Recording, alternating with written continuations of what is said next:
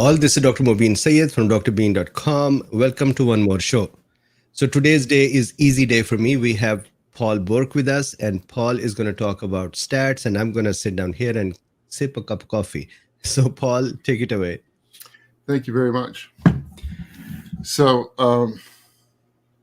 yeah, there we go. All right, so this is October 3rd. We've done a number of reviews. I think I have been looking for some better information, and I think I found some, so I'll share it with you, and we'll see where we end up. So the next page here, the summary is pretty much the same as before, or the first. Wait a second. This is my problem. Just a second. No worries. In the meantime, I can sing a few songs. Okay, so Paul will be back shortly.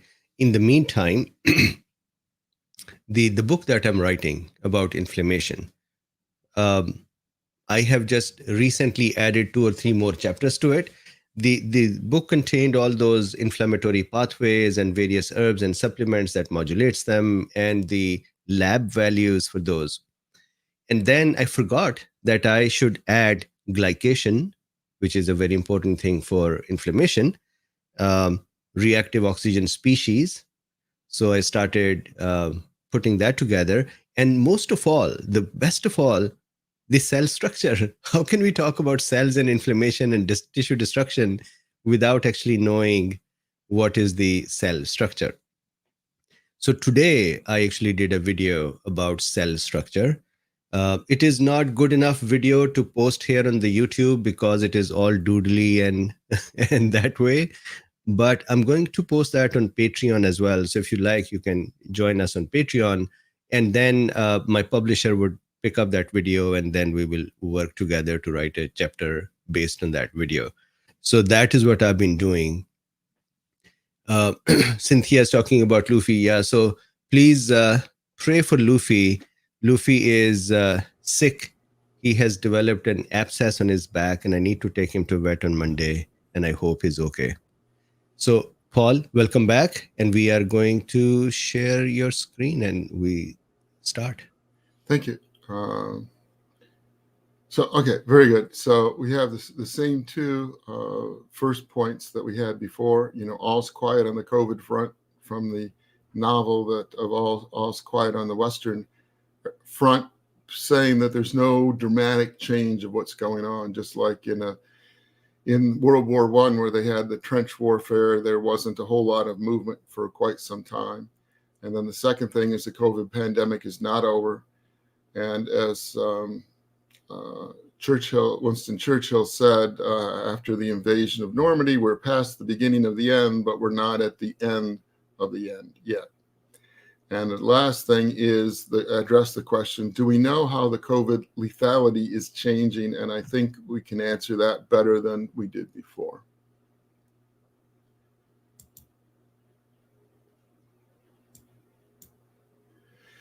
So if we take a look for the lethality, if we look at the emergency department admissions to deaths this is all based on the CDC website. And if you search on the CDC website for COVID, and you'll be able to get the data that is here. And so this is I took their data and downloaded it, but this is their data, and this is my download of their data that I graphed. Their data, they have one that's a bar graph, the death, and the weekly emergency department visits. I think they have as a graph. And you can see the deaths are the blue, and the deaths are in absolute numbers, and the percent of emergency department visits are in the brown. And these scales are arbitrary. And so you look at this and it looks like the deaths are sort of falling off. But scaling factors have a real big impact, and particularly on the emotion from a graph. Now, here are 4 different scaling factors. It's the exact same data, okay?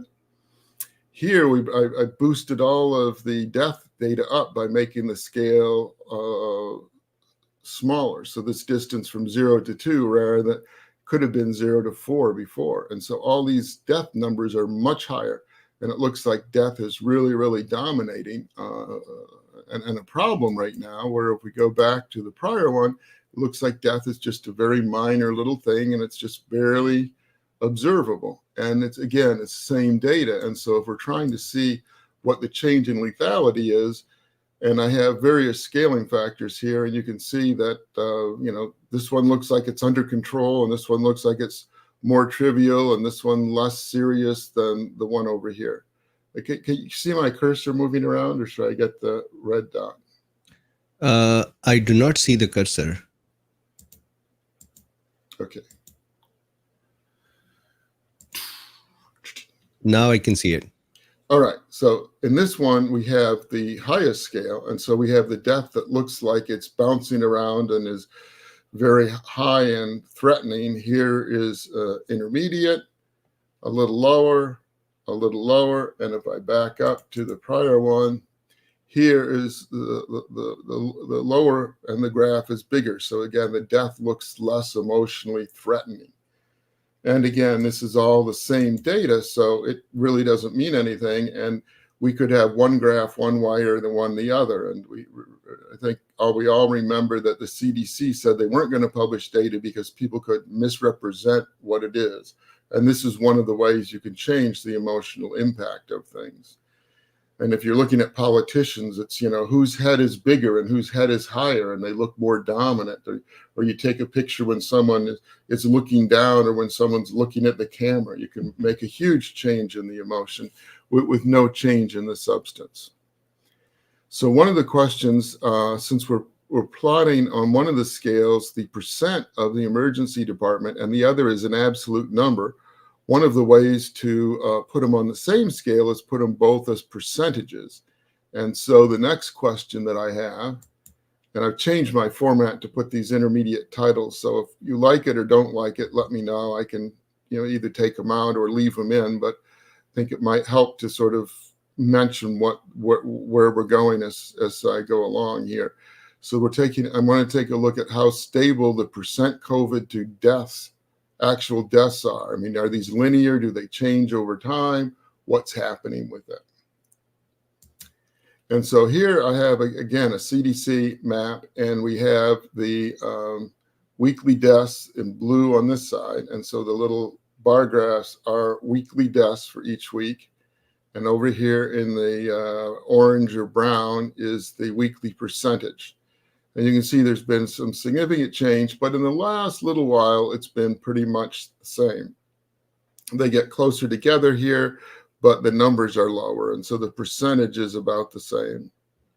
So I kind of randomly picked the point right here that said 691 deaths equals 1% of America's deaths, according to CDC. So I'm going to use that as a correlation going forward, saying if we want COVIDs to be 1% of the deaths in the US, then we're going to have the 691. And then we can compare it to the percent of the emergency department admissions. And then I have percent versus percent, and the chances of a systematic error, because I'm comparing apples to oranges, is less likely. So want to focus on getting it to 1% of the emergency of the people dying. So we're going to do the 1%. Now, what I did here, this is the same data as you saw before, but it's distilled, okay? See here it says peaks. These are the last 5 peaks that there were in the graph. And these are the troughs. So we go back to the data. I'm taking 1, 2, 3, 4, 5 peaks, and then 5 peaks, 1, 2, 3, 4, 5. And you can see there may be time offset, but I'm comparing peak to peak. And then I'll compare trough to trough and take a look at whether we can see that there's any shift in the ratio of this is the ratio of deaths to percent emergency department admissions, okay? So I'm using the CDC data itself. And see where the green arrows would converge? I moved them off so it wouldn't obliterate it. This is the spot that would be 1%. And you can see we coming down, this is the graph, and these are the 5 points in the peak. And our correlation coefficient is 0.64. 64% of the variation is explained by the decreasing line. And one of the questions is something different happening? So I went to 4, and my correlation coefficient went down, even though I had fewer points. And so that's telling me whatever is going on right now, it was going on back when the 5th point from today occurred. And if I look at the troughs, actually a line doesn't fit as very well. I think later I'll show you what the line is. But if I use the power equation, I get 97% of the variation. So my randomness that isn't explained by this decrease is only 3%. So this would meet the standard to be published as a medical report if it was done correctly. And why is this x to the minus 0.613? I have no idea what physically this might be going on. We're just doing a data fit. And the point where it's 1% for the troughs is further out. We haven't gotten to that point yet. Where on the peaks, the 1% occurs here. And so we have a different lethality when it's peaks, it's less severe than we have in the troughs, which would kind of make sense because if we have more people getting a minor case, then the population of cases would go up and we'd have more people in the emergency departments and the more people dying, but the percent of them would be less, okay? The ratio of, you have more people going in the emergency room, but the people going in are less sick, if you will. Does that make sense? And so we've been talking about, as Drbeen has said for a long time, that the disease will get acclimated to us and we'll get acclimated to it and it'll become less lethal. Well, this says that over the time frame that we're looking at, the last 5, which is roughly 2 years, 32 months for the last 5 on the peaks, it says there's been an 86% decrease in the lethality.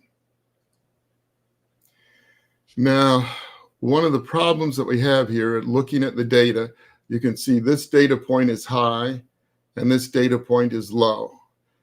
And so my 86% is artificially a high number because this point, if there's just randomness, happened to be high and this one was low.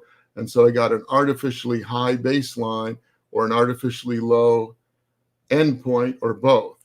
And so if I just go to the graph itself, the line, then I get a 73%, and that's probably an understatement. So it's going to be someplace in the 70 to 80% decrease in lethality from COVID based on the peaks.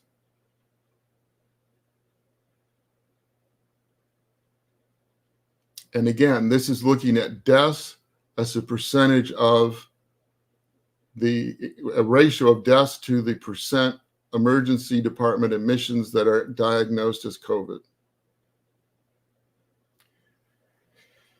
Now, one of the reasons that we might find this is if there was a systematic difference in the diagnosis of COVID in emergency departments, if people stopped measuring and we had lower admission rates or higher admission rates, systematic change there, systematic change in how deaths are attributed to COVID.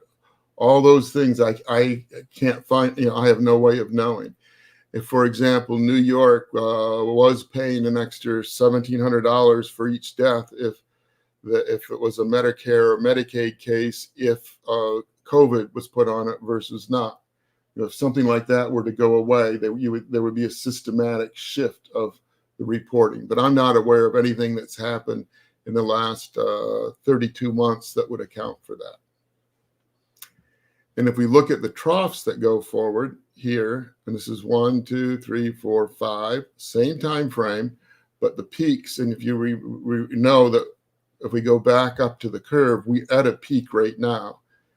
And so the troughs roughly take place over 24 months, and it says there's only a 62% decrease. Now, with public health data, the difference between 86, 73, and 62 is they're all the same number. It's about a 60%, 70% decrease. I mean, I'm reporting all these numbers, and you have 5 significant digits in the correlation and all this, but these numbers are still only 1 or 2 significant digits in the accuracy, since we're talking about all the way across the U.S. So I think that we're seeing a decrease, and I could have taken another point. I mean, the other thing that we can do is, if we go back to the real data here, I could say, what about a point halfway between the peak and the trough? Because maybe something happens with the disease progression. Maybe we look at the whole curve. There's a lot of different ways to create similar data points. I did not do that, and I don't believe that the numbers would be significantly different than what we have here. So it's been over 50% and not 90% reduction. Maybe you could say it's 2/3 and not 90%. Now, this power curve is not something that people are familiar with, as we are with straight lines. So to help people, I've put a cheat sheet together, okay? And what we have here is X in this curve fitting. Well, let's go to back up and go to the straight line. With this curve fitting, it says Y, which is the ratio of the number of deaths per 1 percentage point of the emergency department admissions. And X is the number of cycles, the iteration, 0, 1, 2, 3, 4, 5.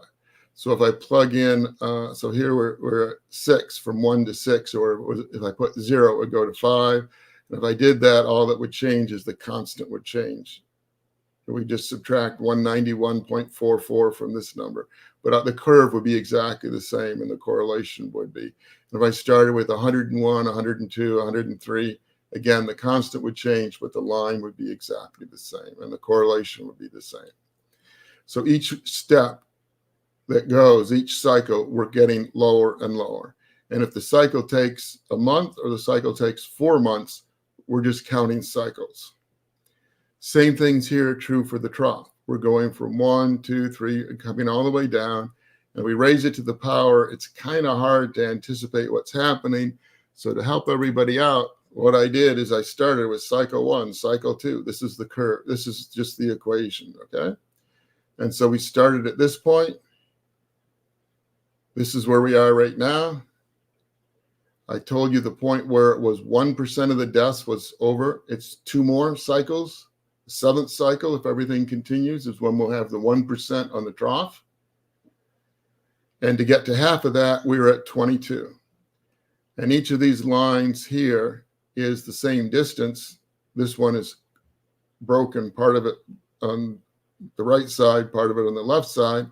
Each of these are 24 months or 2 years.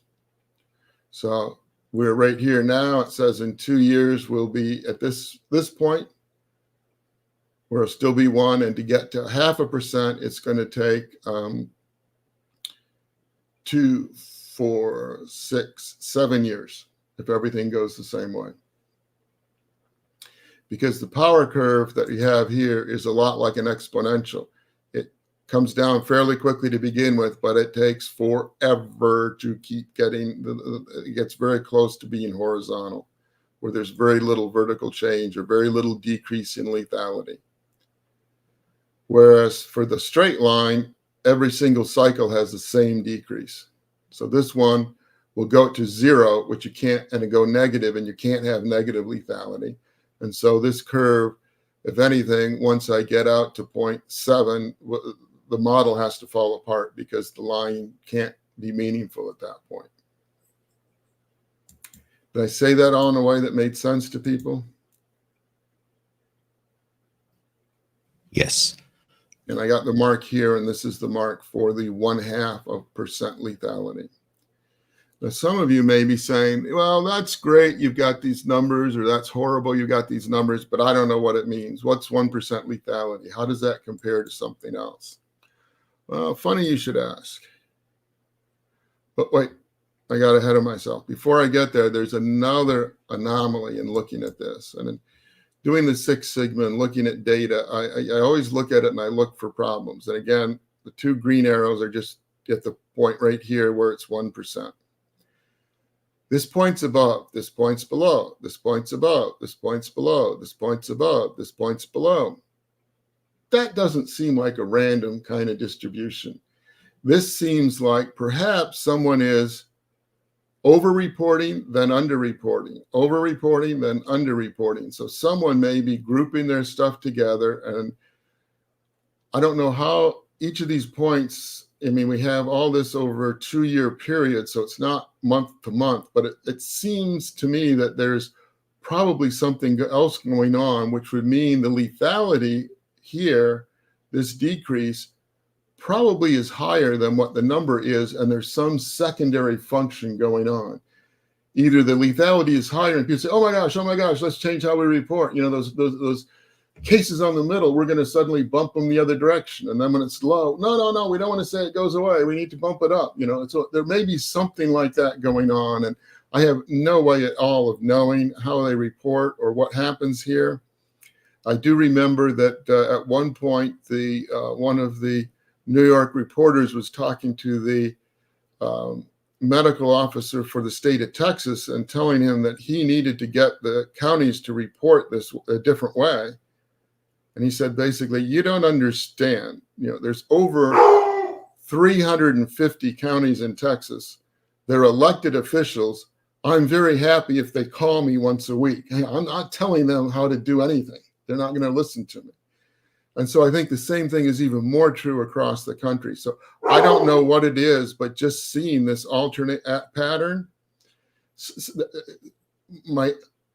it feels like there's something else significant that's going on. I mean, not overwhelming. It still represents, 65% of the variation, but there's something else going on that's bumping up and down. And if we were to find it, this number would probably jump to 75, 80%. But since I don't know what it is, I can't fix it. But if this was a problem I was working for back in my company, we would go try to figure out what could possibly be cycling like this. And now let's talk about the recent healthcare changes that the CDC is reporting. And here they are. Test positivity is at 11.6%, and that's 14% down from the prior week. So the prior week's probably right there. The emergency department visits, and notice emergency department visits with the arrow and the deaths, these are the two that we graphed together. We divided the two.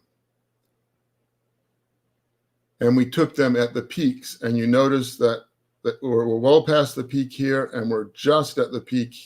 So there is a time offset. And so the numbers that I'm using for the two are at different times, but we're dividing them based on the peaks and whatever. But anyway, positivity is down 14%. Emergency department visits are down 18%. Hospitalizations down 2.5%. And deaths down 8.7%.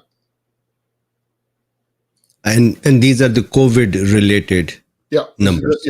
See, it's from COVID data tracker. These are all COVID numbers. Understood. Now, so there's a question. Sorry. There's a question from Jean. Are U.S. hospitals required to report all deaths but not required currently to test to report for COVID? Could this be affecting the assessment of change in COVID lethality? Sure. And even if they're required, what happens if they don't? If they turn a number in, is someone going to come back and audit their number and go look at the morgue and do another analysis? No. During the middle of COVID, they only did spot checks like that. So, yeah, very easily. I think these numbers are probably wrong.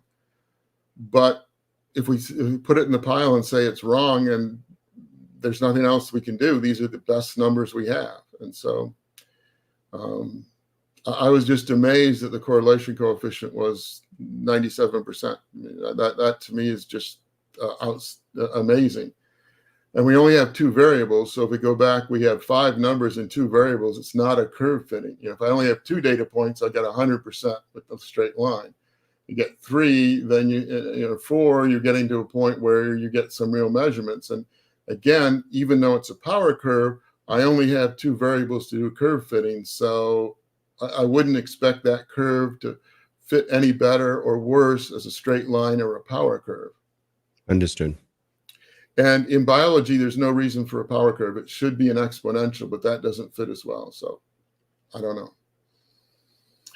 And since I don't have a theory to explain why it's going down, there's no reason to preferentially say it has to be exponential or it has to be linear. I'm just doing data fitting. And if the theory came in and said, wait a second, it's got to be exponential, then we would shift the curve fit to exponential to fit the theory and then live with a number that was less good. But on the other hand, if we're just trying to predict what the lethality is in the next cycle, if I'm trying to figure out how many body bags to buy or, how much space to reserve for COVID in the ICU or whatever, then I probably would look for the best curve fit regardless of how it fit the theory. Fortunately, I don't have to do any of that. Okay. I went back on the CDC looking around and I found that 2019-2020 was considered a moderate flu year.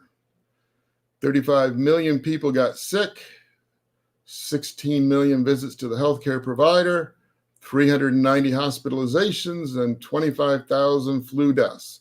So now I've got hospitalizations, which I'm going to put in place of the emergency department visits, and the deaths for deaths, and that gives me a number for the flu that is 6.4% lethality. Those hospitalized, which I'm equating to the emergency department admissions, emergency department admissions is what they say for COVID. They didn't use the same terminology. Maybe it's the same, maybe it isn't. It's the closest thing I could find. I think it's the same thing. And so if we took a look at COVID on September 7th, 2024, the number is coming down. So whichever date I pick, the number is going to shift a little bit. We had 4 out of 100,000 for the hospitalizations. That's why I picked it, because it was right on the 4 line, easy to read, but it gave me the number. And there's 1,034 deaths. The population of the United States was not given by the CDC, so I looked it up, and using that number tells me it's a 7.5% lethality. So 6.4, 7.5, it should be 6 and 7 because these numbers aren't that good.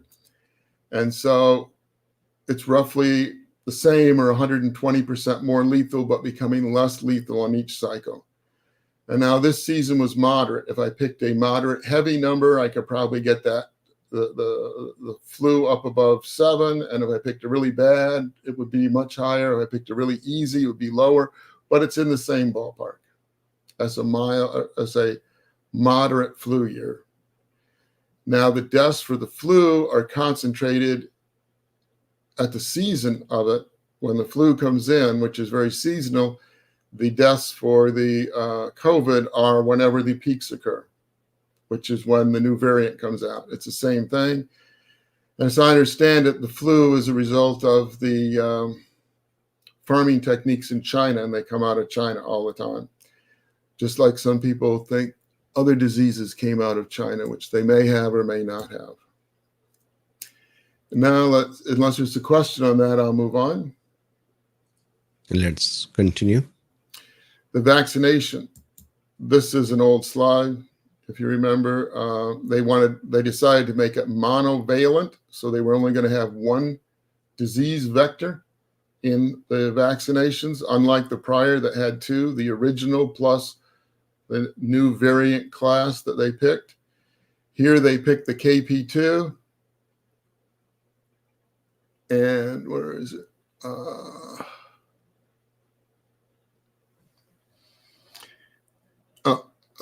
KP2.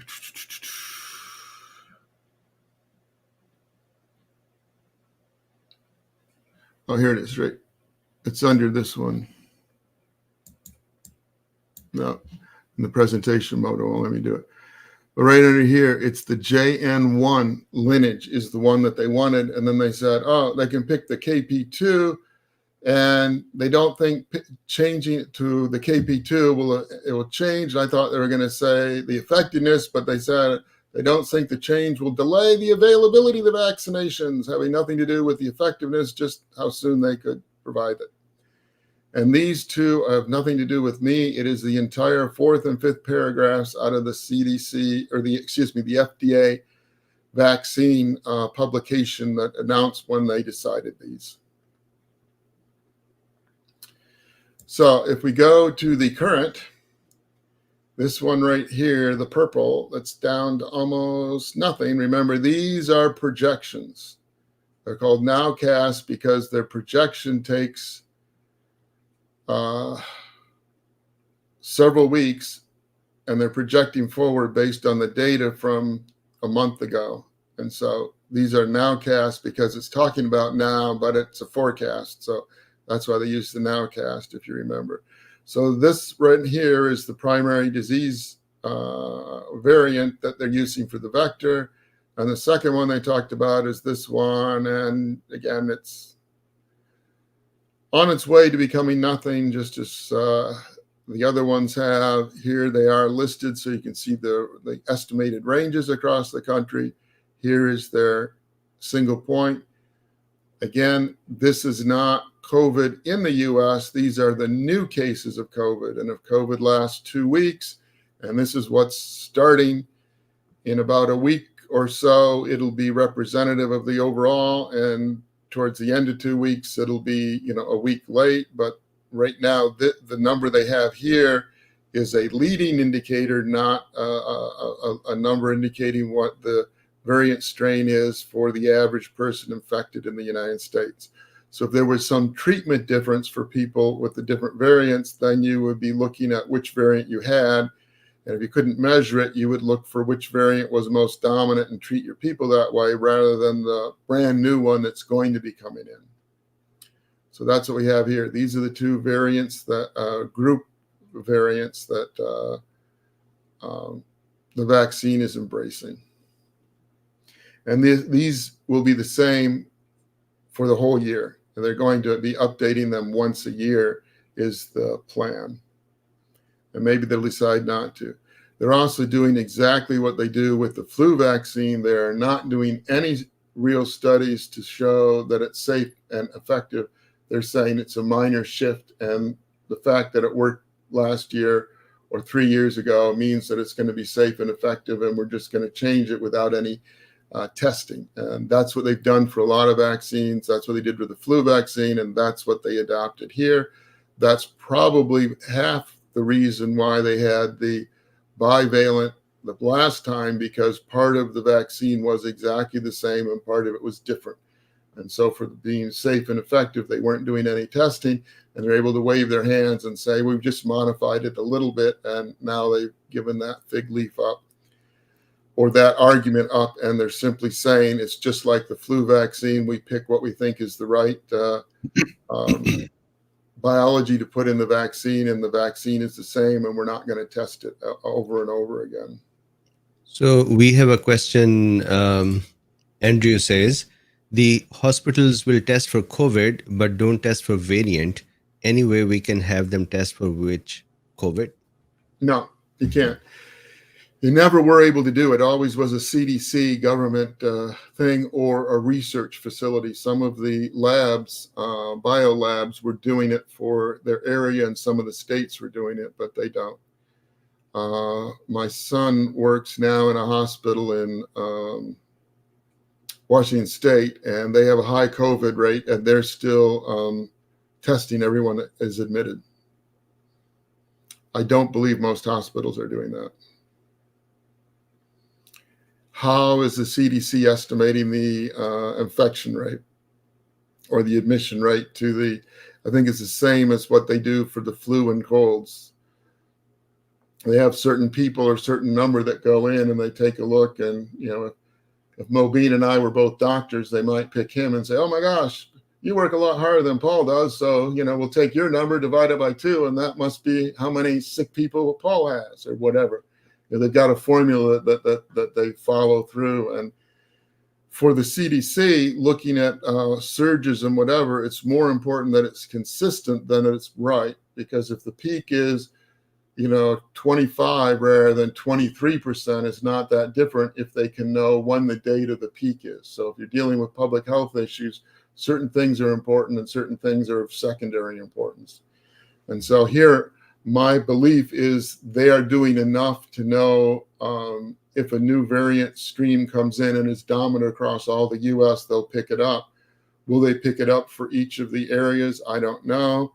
Remember the regions that we had with the map? I don't have that in this presentation, but there is a note that said if they had fewer, I'll pick the number, it'll be wrong, but it'll be about right, 261. If they didn't have 261 sequences, they marked the whole region as unknown. So there are a fair number of data points out there.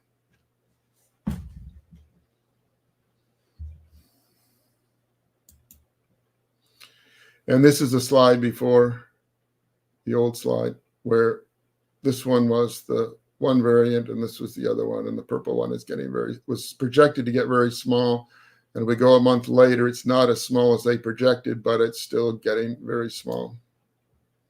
See, these were the last two, and they thought it was going to be this small, a month ago, and it wasn't, but it's still getting small. And if someone takes the vaccine early next year, it won't make a difference there. It's going to be 0 for both of these anyway. And that's just based on what every single other variant has done. Some last for a while, but once they start decreasing, they're being outcompeted by a new variant. They all go down to nothing fairly quickly.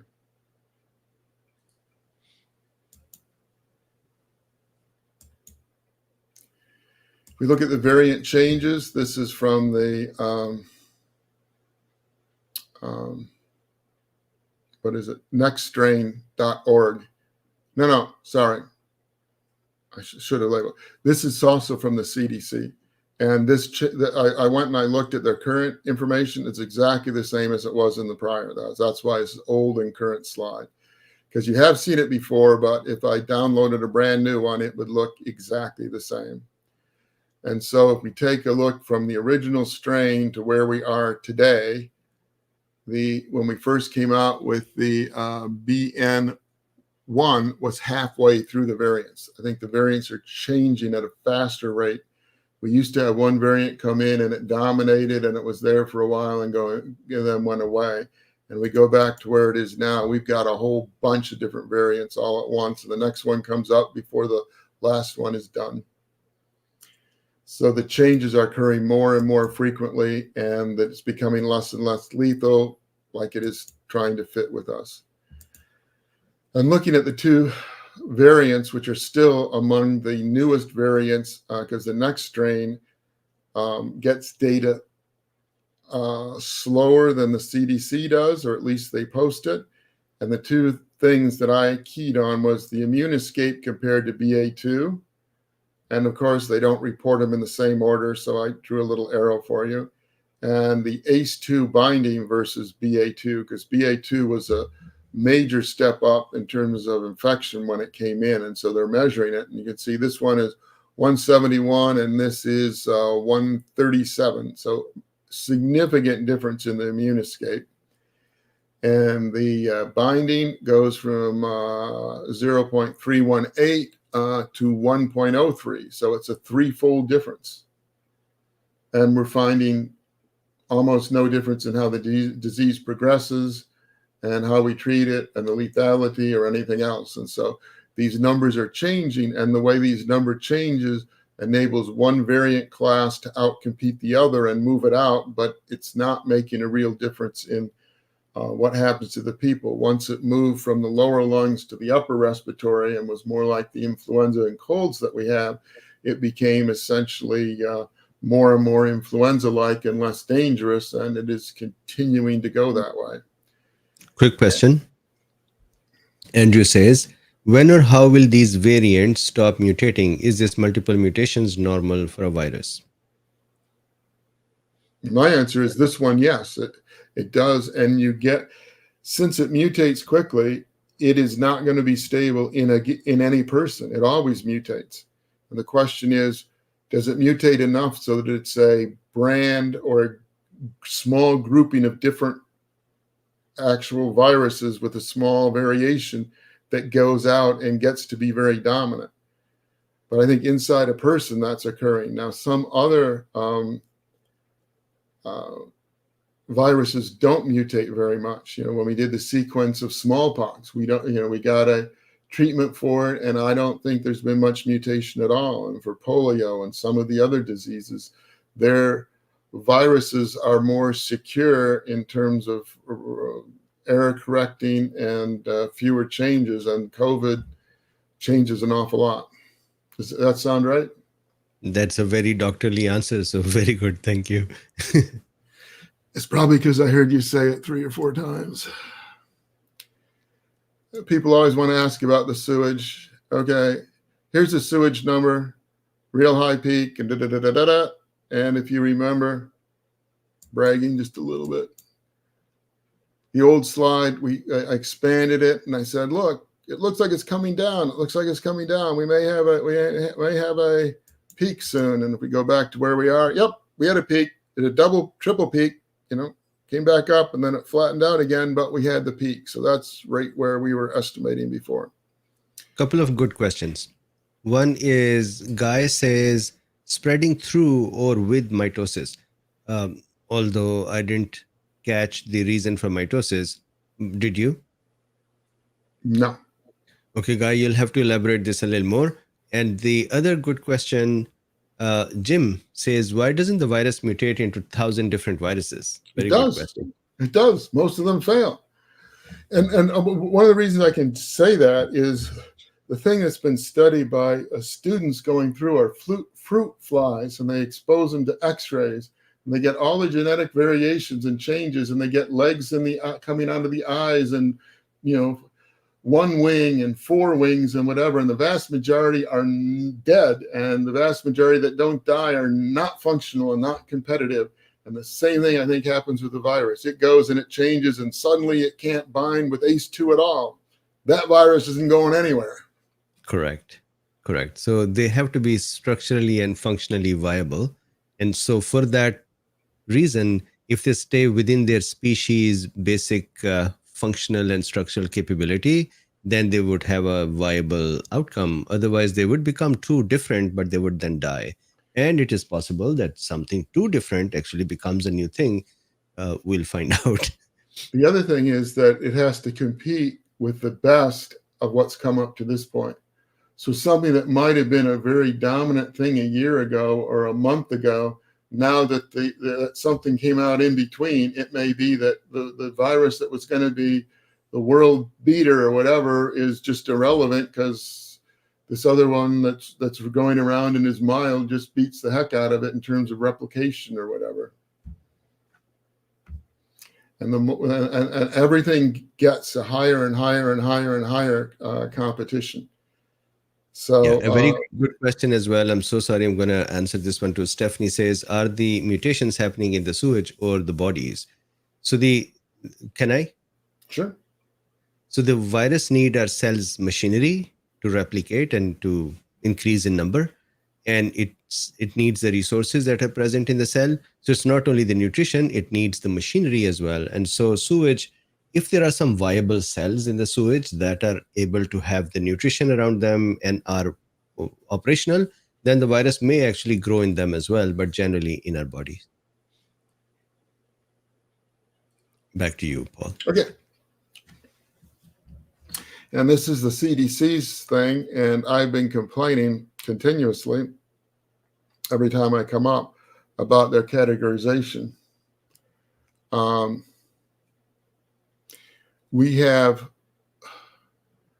right now they say it's high when it was here.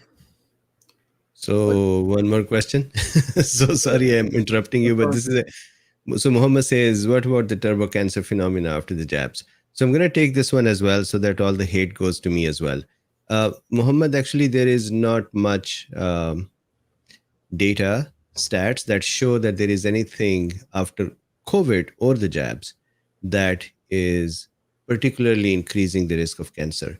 So this is a myth that has been created by some of the folks, and I just do not like it, that they create fear in people.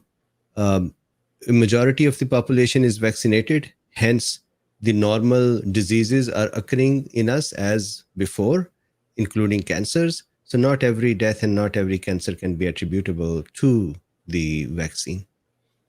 But it's clearly true that if you vaccinate a huge number of people, some people will get cancer incidentally, and they may actually believe that it was caused by it.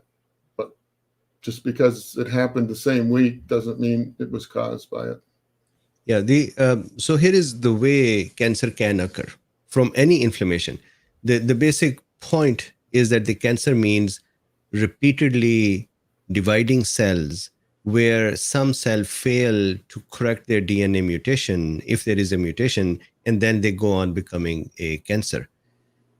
Now, whenever there are cells repeatedly dividing, there is a chance of cancer. And any trigger that would cause increased divisions, or in general, let's say inflammation causes repeated divisions. And when inflammatory cells go and attack other body tissue cells and those cells regenerate as well, then there's a chance of cancer. So any inflammation can increase the chances of cancer. Then there are viruses and there are other factors like chemicals that can cause mutations within the DNA, which would then become, freed up as cancer cells as well. So there are chances of cancer cells. However, we have to look at the data as well to see if the virus function, virus structure, or the vaccine, and then there is correlated data that is statistically significant. And I haven't yet seen that. I'm ready to look at data to change my mind, but so far I've not seen it. Back to you, Paul. And we also have enough people, if you will, fear-mongering or out looking for problems that if there was a strong effect, you would think they would have already found it and reported it. At least I would think so. Okay, taking a look, I've complained about their categorization here as they plotting the data, and then they tell you what to think about it here. And they're saying from this spot, it's very high. From this spot, it's high. And from this spot, it's low. So taking that, they have 5 main categories: high, very high, high, moderate, low, and nominal. And so looking at those categories and doing the same thing that I showed you before, taking a number line here and saying, well, if this is high and this one is low, and that's 1 to 4, that means number 5, the lowest scale is here, which means this white space under the green line, they're writing it off, and their graph, their categorization doesn't have a category down here that says essentially 0. So their scaling is essentially ignoring this whole space along here. It also ignores all the space above the purple line because it's very high when it was here. So it means these peaks are supremely high, something else. So I don't like this categorization they're having, and I believe that it's driven by something other than science and trying to help people understand the graph. I think it's trying to push people to the political conclusion that they're desiring. So again, part of the here is to show you how to look at graphs, how to tell when something doesn't fit or whatever. Because again, they could decide that we're going to the lowest point that has occurred, which is okay. That's about where they are. But then they probably should be at the highest point that occurred, or at least the highest point recently. And they're not doing either one. And if they're writing this off, then what they're saying is the minimal standard here says that they're embracing there will always be COVID infections and always be COVID in the wastewater at that level. And there is no ability for it to be lower. And I don't think the CDC, and I think that's going to happen. 10, 20 years from now, I think COVID will be like the any number of other diseases, but this one will be either completely gone or will be completely benign. But I do believe that the other graphs we're seeing that show the decrease that we in the concentrations as well. And you can see that these peaks seem, this one was a little higher, but the overall direction tends to be down. There's a huge area here where there was a low, and this isn't as big, but the peak is lower. So I think the overall direction is downward, perhaps not as low, as bad or as sloping down as this, but particularly if we have this point, the line's going to come through like this. And if we only look at the last points, it'll be decreasing just a little bit, but fairly close to level. And that's just based on my eyeball. I didn't run any numbers. Does that all make sense? Yes. Yes.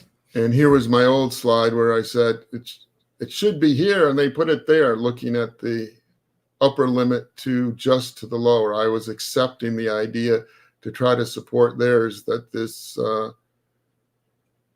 lower area was not needed to be included in the scale. And even there, their number was, over 20% high. And there's my slope prediction. And so then the question is, where are we? Again, just as the world is approaching the end of COVID, active disease, it continues, it's oscillating. People still getting sick. People still dying. We're still getting new variant classes. Reinfection is occurring based on that. No change in indicated treatment protocols.